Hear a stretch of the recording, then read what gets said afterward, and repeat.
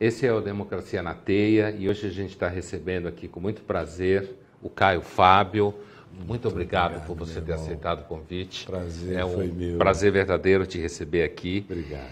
E assim, eu queria começar te perguntando, é um tema que a minha cadeira na PUC foi durante 23, 24 anos, filosofia da religião, e o chamado paleocristianismo, o cristianismo antigo, sempre foi uma coisa que me interessou muito.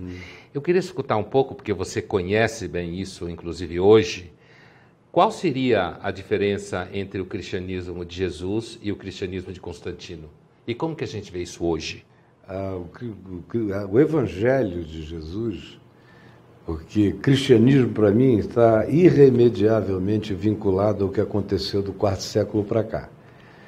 Então, eu trato o que aconteceu antes do quarto século como o Evangelho de Jesus e as comunidades que foram estabelecidas em torno dessa fé. E que tiveram matizes diferentes, houve sempre participação de grupos filosóficos que se fascinavam com a figura de Jesus e queriam trazer Jesus e embuti-lo dentro dos seus processos filosóficos, como os gnósticos, que foram os mais intensos no fazer isto, mas ainda assim tinha uma linha e tinha um espírito de simplicidade, de solidariedade, de compaixão, de resistência ao poder romano, a uma tentativa de manter a singeleza de Jesus no processo, com variáveis de compreensão e interpretação e de hermenêuticas diferentes, mas você tinha esse eixo de simplicidade até chegar ao quarto século, quando Lactâncio, o escriba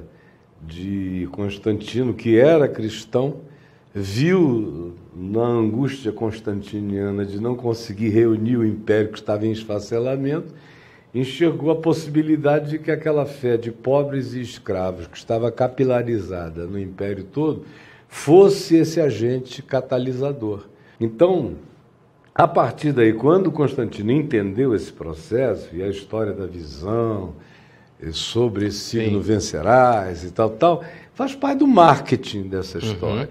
Porque o que ele viu mesmo foi a estratégia de unificação de um império em estado pueril, o que evidentemente veio a acontecer, e a corrupção que se seguiu a isso foi imediata, porque eram bispos pobres que viviam e tinham que trabalhar para se manter, comunidades pequenas, que de repente, aos milhares espalhadas, norte da África, Palestina, Europa, toda aquela região, Ásia Menor, antiga. Pois bem, ele viu que havia uma coesão, que existia a possibilidade disso. E ele ofereceu o status dessa, não só coesão, mas dessa amplificação daquele tipo de poder e persuasão. E foi aí que a coisa toda virou o que nós temos hoje. Desandou. Desandou completamente, de modo que o que se chama de cristianismo, para mim, é o pior inimigo do Evangelho.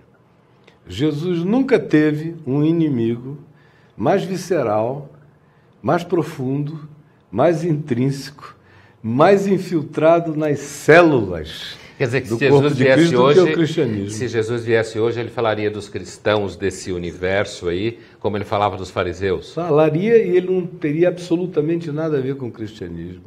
Até porque Jesus não criou nenhuma religião, nunca quis criar nenhuma religião. Ele criou uma espiritualidade para ser vivida em qualquer lugar, sem templos, sem santuários, sem o sagrado, sem chãos benzidos, sem lugares historicamente memoráveis para serem objeto de peregrinação, não escreveu nada, não pediu que se escrevesse, era completamente louco no sentido de qualquer perspectiva de continuidade, porque ele disse: meu Pai vai mandar o Espírito Santo e ele vos lembrará tudo quanto vos tenho dito. Você veja o nível da basicalidade.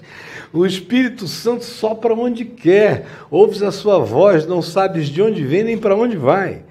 E durante quase 4 séculos, 3 séculos e pouco, esses discípulos de Jesus viveram nesse espírito, com erros aqui e ali, com desvios, com exageros, com coisas diferentes, mas o espírito da simplicidade estava presente. Primeiro templo construído e dedicado ao Deus de Jesus já é obra de Constantino, e muitos dos templos pagãos romanos, quando Constantino validou o cristianismo, esses templos foram apropriados. A Santa Sofia é maravilhosamente linda, né? Linda. Apesar de estar associado a essa coisa. Mas eu queria te perguntar, Caio Fábio, e quando a gente passa para hoje aqui, 2 coisas. Como é que essa hermenêutica que você faz aí, histórica, como que você passa ela para o movimento cristão hoje? Ou evangélico, cristão, católico? Como é que você poder fazer um cristianismo hoje, ou não um cristianismo, uma vida segundo o Evangelho de Jesus. Uma espiritualidade segundo Jesus. Hoje, a diferença dela para o que seria esse cristianismo institucional constantino. Como que se vê isso hoje? Olha, deixa eu começar um pouco antes. Você mencionou a palavra hermenêutica. Eu digo há muitos anos que a grande confusão do cristianismo, como ele foi a criação da Bíblia. Foi pegar o Velho Testamento dos judeus e juntar com uma coletânea de 4 evangelhos, que, a meu ver, foram razoavelmente bem escolhidos para retratar coerentemente a vida de Jesus. Um fala de Jesus para o outro de uma maneira coerente,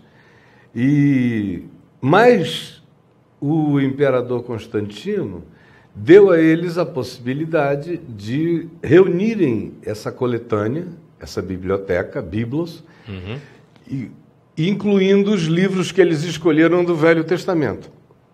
Só que isso criou uma leitura esquizofrênica, porque o que se ensina no Velho Testamento não tem praticamente, absolutamente nada a ver com o que Jesus ensinou, praticou, gestuou e disse que era. Então, para mim, se o sujeito quiser ficar agarrado com o texto inteiro da Bíblia, ele deve e pode ler o Velho Testamento, mas se ele não tiver Jesus como chave hermenêutica para ler o Velho Testamento, saem as maiores barbaridades daí. Então, o problema começa com a Bíblia, e, em segundo lugar, com o fato de que eles querem ter uma hermenêutica de natureza aristotélica que os permita ler de Gênesis a Apocalipse e criar sistematizações. Sim. Essa sistematização é a grande corrupção de todas as coisas, porque Deus fica com a cara da seleção que o teólogo ou o doutrinador faz, juntando as coisas que se assemelham. Aí criam-se doutrinas que são bíblicas e não tem nada a ver com Jesus e com o Evangelho. Então você acha que, na verdade, seria melhor uma hermenêutica em que partisse de Jesus para trás? É sim, é a única possível. Ou então você não pode se dizer cristão. Sim. Você tem que se dizer qualquer outra coisa. E a igreja evangélica no Brasil é uma igreja do Velho Testamento. Ela é uma igreja de Moisés. Tipo universal do Reino de Deus. Claro. E a Igreja Católica, num certo sentido também. Até a liturgia ainda é a liturgia do templo judaico, israelita, de Salomão, de Herodes o Grande. Todo o processo litúrgico é uma absorção. Então você acha que eles atenuam a ruptura que Jesus faz? Ah, totalmente. Eles não só atenuam, mas eles eliminam, eles acabam. A pessoa mais desagradável no ambiente evangélico, vamos falar só do Brasil, é Jesus. Eu já ouvi o Macedo me dizer, uns 20 e tantos anos atrás, a gente conversando, e eu perguntei a ele, por que você faz tudo tão errado? E ele não me disse que não era. Ele me disse, eu creio que o que você faz está certo, mas não dá certo. O que você faz está certo, mas não dá certo. E aí ele disse, aqui na minha igreja está proibido ficar falando de Jesus, de cruz, de sacrifício, de solidariedade, de renúncia, de todas essas coisas, porque isso só gera gente pobre. Então, Caio Fábio, você falava Jesus de certa forma, mal-vindo no ambiente evangélico do estilo universal e outras. E em quase todas as denominações. Assim, a impressão que eu tenho, às vezes, é de que, no caso, por exemplo, da Universal e de toda a construção do templo, existe uma espécie de busca do caráter mágico do Velho Testamento. O Deus do Velho Testamento é um Deus que opera mágicas, assim, e grandiloquentes. Pela mecânica da barganha. E você tem, assim, para o sol, para tomar Jericó, você tem a história da travessia do Mar Vermelho e tal. Jesus, no sentido que haveria uma espiritualidade, baixa institucionalidade, como você descrevia, o movimento de Cristo visto dessa forma, ele não seria condenado a ser pobre materialmente? Absolutamente, completamente pobre. Isso é um problema, digamos assim, para o mundo em que a gente vive. Para o mundo que a gente vive. E quem faz a escolha de andar com Jesus tem que aceitar essa ruptura. Não dá para servir a Mamon e a Deus, foi o que Jesus disse. Então Jesus deixou muito claro que o Filho do Homem não tinha onde reclinar a cabeça. O poder que ele daria não seria poder do status quo, nem de qualquer política de qualquer natureza, era o poder que emanava do interior, da resplandecência da vida, do amor, da sinceridade, da justiça do reino de Deus, que transcendia em muito a dos escribas e fariseus e a do Império Romano. Então, as pessoas estavam sendo chamadas, aquelas que iam crendo, não para se alienarem, porque Jesus disse, por outro lado, vós sois o sal da terra, mas para se diluírem na sociedade humana. Mas assim, os seres humanos normalmente... Sendo uma espiritualidade, então não dá poder. Sim, mas os seres humanos em geral, quando você estuda a antropologia da religião, em geral, não só no campo cristão, há sempre uma busca por parte do homo religiosos, como falava Mircea Eliade, uma espécie de teologia retributiva, quer dizer, que alguns podem chamar de barganha, quer dizer, eu faço isso, em troca Deus me dá aquilo. E essa lógica retributiva aparece até no mecanismo kármico. Eu sou mal aqui, crio um karma, sofro lá, e o contrário é a mesma coisa. Opera, de alguma forma, a lógica retributiva nessa forma de espiritualidade cristã ou não? Do cristianismo. Do que você fala do cristianismo verdadeiro. Do cristianismo verdadeiro, não. Não. Porque está tudo baseado em graça. Então. Em graça. Graça, favor e merecido. Só que essa graça, favor e merecido, ela é transformadora. Se você entende que existir é graça, que o universo é graça, porque é criado ex nihilo, logo é trazido do nada, ele não tem mérito fenomenológico para existir, tudo é graça. Mas essa graça tem que frutificar. Como ela é graça que se derrama sobre mim, mas ela não é um conceito, ela é entendida como espírito, vida. Ela produz transformação, e essa transformação é frutificante, em todos os sentidos. Mas não há uma barganha, porque o princípio da barganha é quebrado já na ideia e na certeza de que, se vem de Deus, não pode ter sido porque o meu mérito trabalhou nesse processo. E não é uma eleição para alguns, é um derrame extravagante de bondade para todo mundo, em qualquer lugar. E no meu caso especificamente, a minha tese de ordenação ao Ministério Presbiteriano foi a salvação fora da religião. A vida inteira eu enxerguei que a religião era um empobrecimento absurdo. Religião no sentido institucional, eclesial? Em qualquer sentido, sim, porque a própria ideia de religião é do homem se religando a Deus. E no Evangelho é Deus vindo ao encontro do homem, o processo é invertido. Então, e como fica a tua origem presbiteriana o caminho da graça. Eu já esperava que você trouxesse a graça como oposição a toda forma de teologia retributiva, mas como é que fica a teoria da predestinação para você? Para mim, sendo você de origem presbiteriana. Isso para mim e nada é a mesma coisa, porque foi uma doutrina trazida por pessoas que creram por razões diferentes nela, mas que eram seres de física newtoniana. Então, para mim, a física quântica acabou com essa história de predestinação, porque passado, presente e futuro estão em estado de simultaneidade. Sim. Então, essa designação linear da predestinação. Você tem um Deus lá atrás que aponta, aquele ali, tira para cá, tira para lá. Isso tudo morreu à luz da realidade e já tinha morrido nas Escrituras. Como Jesus disse quando os fariseus perguntaram a ele aquela pergunta cretina, eles que não criam em nada transcendente, os saduceus, não criam em nada transcendente, vieram com aquela história. Havia uma mulher entre nós que casou com um homem morreu. A lei de Moisés diz que o irmão tem que assumir essa mulher para suscitar descendência. E assim eram 7 irmãos, ela casou com os 7, os 7 morreram. Na ressurreição dos mortos, ou na transcendência, ou na outra dimensão, de quem ela será mulher? Aí Jesus disse, vocês erram tanto, não conhecendo nem a Escritura, nem o poder de Deus.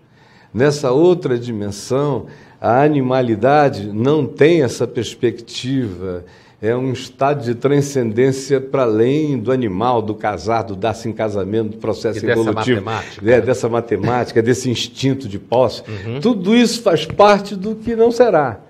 Agora, vocês erram não conhecendo a Escritura, porque lá está dito, eu sou o Deus de Abraão, eu sou o Deus de Isaac, eu sou o Deus de Jacó, quando todos eles já eram mortos e nenhum deles é tratado no passado, mas sim no presente, porque para Deus todos vivem.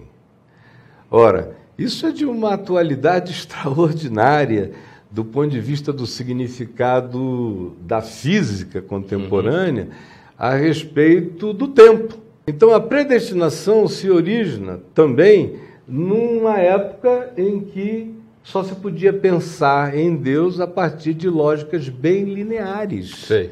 E que ficaram para trás. Eu penso nisso com as mesmas categorias com as quais eu penso nas tábuas de pedra de Moisés, como Paulo diz em 2 Coríntios 3, aquilo tudo foi quebrado, era uma glória desvanecente, era o ministério da morte, como eles chamam. Agora, as coisas estão sendo escritas nas nossas consciências, é uma espiritualidade, é um novo significado, não está fora, está gravado dentro, tem que estar gravado dentro. Então, eu comparo isso assim, porque eu também leio Paulo tendo Jesus como chave hermenêutica. Eu não uso Jesus como chave hermenêutica só para ler o Velho Testamento. Sei, mas eu leio Paulo a partir de Jesus, então se Paulo passa pelo critério de Jesus, fica. Se Paulo não passa pelo critério de Jesus, para mim sai.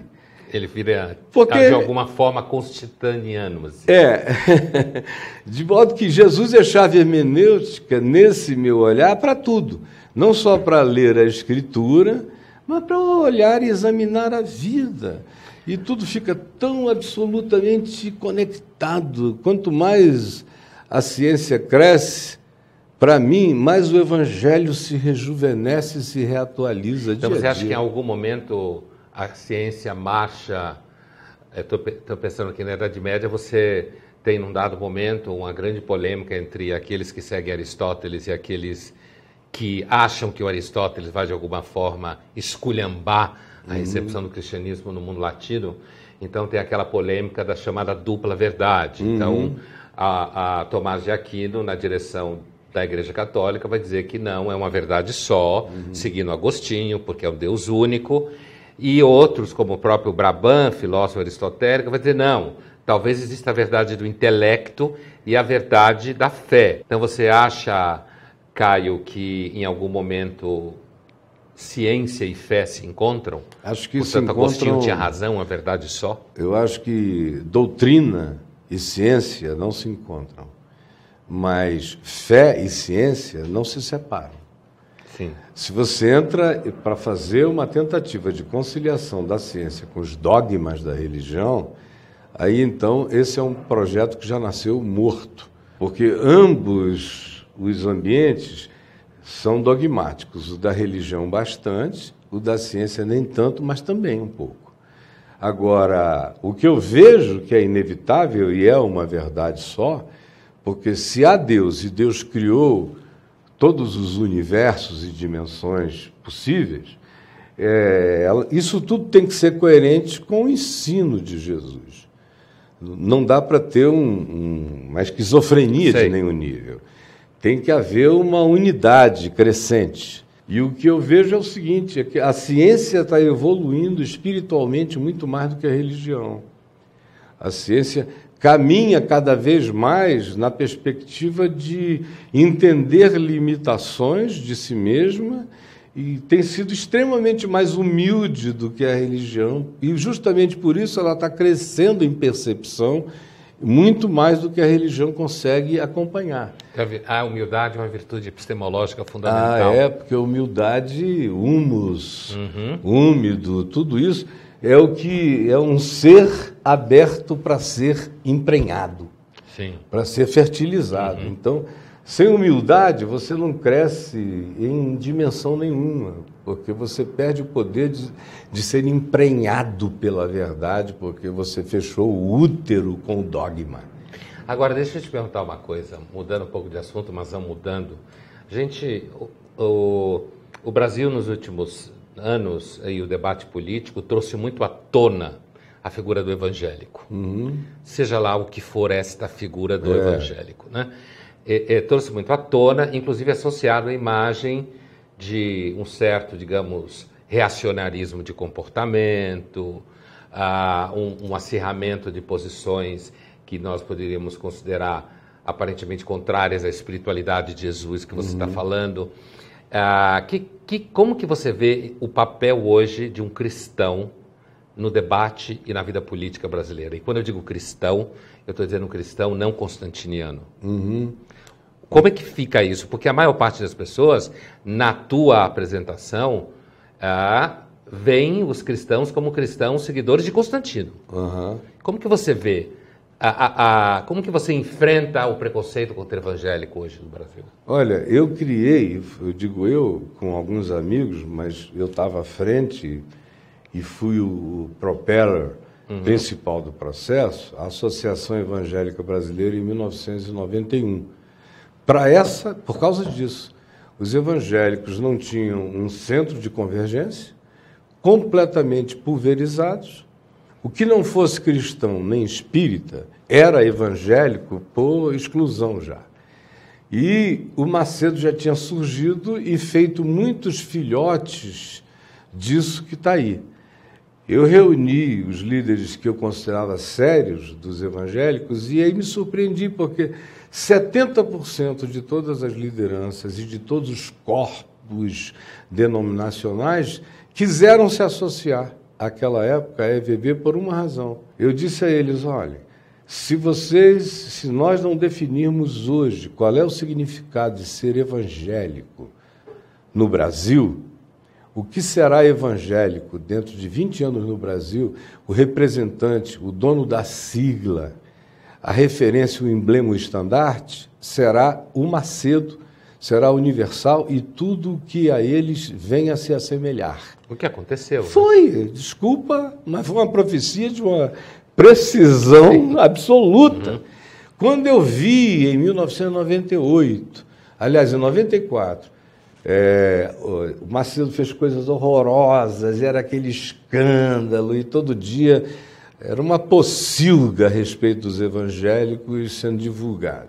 E era verdade no Macedo e nos derivados, tanto quanto era verdade na maior parte dos evangélicos do país, que gostavam naquele tempo de me ter como representante, porque eles diziam, você é a nossa melhor cara, ou seja, Eu falando de Jesus, era a melhor cara que eles tinham para a sociedade, mas eles mesmos não queriam o evangelho de Jesus, e sim as práticas de barganha, porque era onde a grana vinha. Uhum. E quando eu vi, e eu chamei para a gente, nós escrevemos uma declaração juntas, histórica, importantíssima, definidora.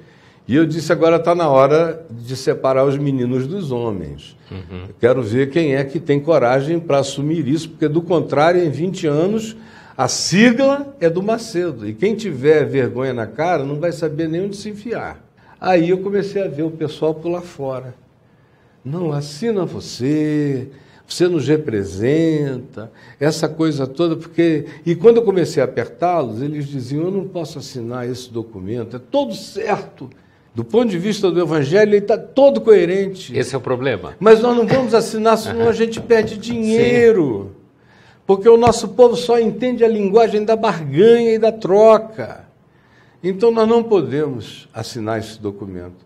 Foi quando eu decidi que eu iria deixar o movimento evangélico, que com efeito aconteceu em 98, para eu poder ser evangélico segundo o Evangelho de Jesus, e também tirar o conforto deles. Porque enquanto eu estava dentro daquilo, era uma convergência total para todos os grupos, o que dava um conforto enorme, porque para fora eu apresentava a cara do Evangelho de Jesus, enquanto para dentro eles viviam no espírito da barganha.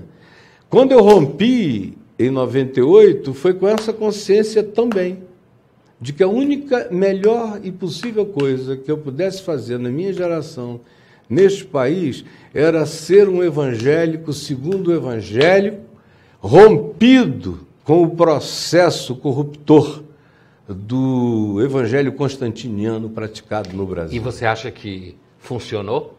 Não vai... Não para você, pessoa, mas funcionou em termos do combate à marca evangélica. A marca evangélica vai continuar... universal. Vai continuar crescendo, é um McDonald's, é um Burger King, é um negócio desse. Mac Jesus. É, Mac Jesus. Vai continuar crescendo, porque a estupidez não cessa, né? Então, cada vez tem gente nascendo para ser estupidificada nesse processo. Mas o que eu estou fazendo não visa essa geração, eu estou trabalhando para os meus netos, eu estou trabalhando lá para frente.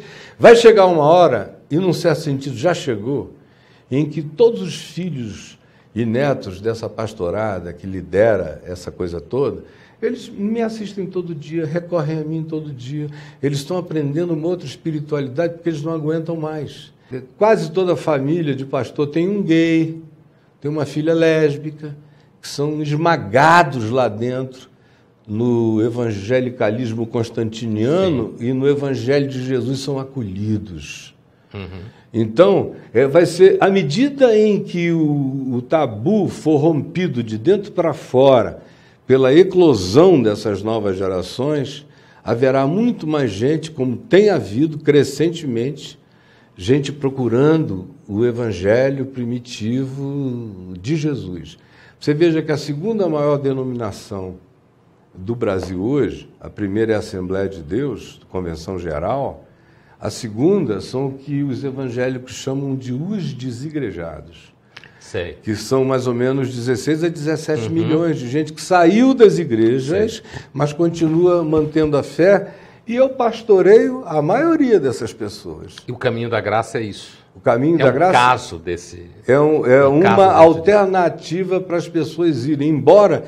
Eu não chame ninguém para o caminho da graça, porque o caminho da graça é pequeno demais para lidar com essa multidão toda que já existe e virá. Eu estou estimulando todos os dias, essas pessoas a começarem o que eu chamo de reuniões singelas do Evangelho, que são reuniões em casa, famílias, comunhão, vínculo, para a origem, para a simplicidade de Jesus. Se o Evangelho não carrega o poder espiritual e a simplicidade de Jesus, ele não serve para nada, como Jesus disse. Se o sal não se dissolver, o problema do cristianismo é que ele não quer se dissolver. E Jesus disse que o que fosse igreja dele teria que se dissolver como sal. Ele foi claro quando ele disse: o sal no sal para nada presta. senão para criar um monturo.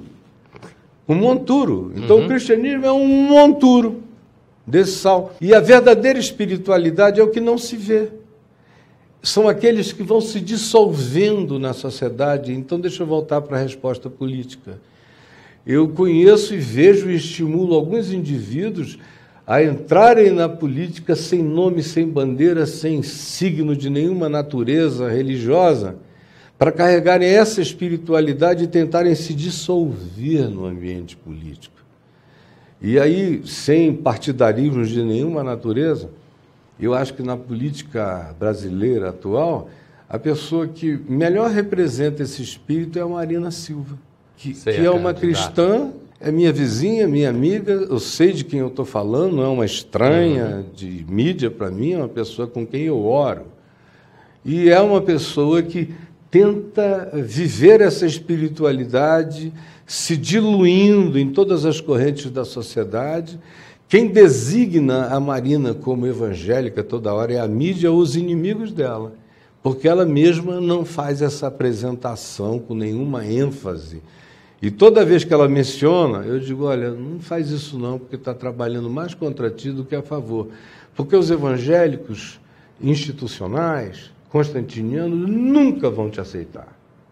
Nunca. Por mais que você seja da Assembleia de Deus, você é uma pessoa que está traindo a causa das banalidades dogmatizadas pela religião. Você trai. Você está interessado no mundo, no planeta, em meio ambiente, em sustentabilidade, em qualidade de vida, em melhorar indiscriminadamente tudo. Você não se põe nunca como despachante da religião em nenhuma perspectiva para cuidar dessas causas prioritárias. Isso não existe para você. A prioridade é a causa humana. Então você nunca vai ser entendida por essa geração. O público que vai gostar de ti provavelmente já vai te ver idosa demais para poder participar do processo, mas esse não é um tempo para você. Nesse tempo você tem que se assumir como uma profetisa, uma profeta daquilo que não será entendido agora, só será compreendido depois. Então, você acha que a gente pode chegar numa era como essa mais para frente? Eu acho que nunca... uma visão escatológica da história. Nunca sem a presença do cristianismo constantiniano ou do islamismo radical. Constantiniano, de alguma forma. Constantiniano também. A gente não vai se ver livre disso. Essa coisa, como eu disse, tem sempre gente nascendo para manter viva. E que precisa dessa mecânica básica e barganhenta. Mas quanto mais o mundo evolua, quanto mais ateus houver no mundo, melhor para o Evangelho. Melhor para o Evangelho. Porque, na realidade, Deus não existe. Deus é. Então, Deus não está aberto, Deus não é matéria de discussão de nenhuma natureza, de constatação, de palpabilidades, de demonstrações, de nada. Então, ele não existe porque ele não está em momento algum, em lugar nenhum, para ser provado, demonstrado ou apresentado. Então, quanto mais, por exemplo, o mundo quântico se desenvolva, mais as pessoas entendem o não existente que é.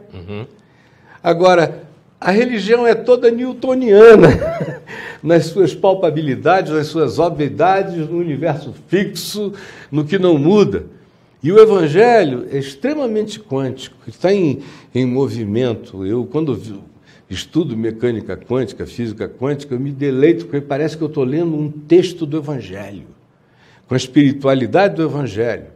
E o Evangelho diz que Deus não está nem aí para ateu, para se preocupar com ateísmo. Deus quer saber se o ateu dá fruto de amor, de bondade, de justiça, de verdade, de humanidade. Esse é o homem criado para ser de Deus. Mesmo que ele não confesse o nome de Deus, ele confessa Deus na existência dele pelas práticas dele. A religião é que quer que o cara assine um papel e diga: Deus existe. Deus não existe. Não assine o papel. Deus Obrigado, Caio. Foi um prazer te escutar. Um prazer meu. Eu espero muito que a bom. gente se encontre muitas outras vezes. A gente vai se encontrar. Obrigado. Amém. Obrigado. Vamos retomar daí. Peraí. Adorei essa história do ateísmo final aí.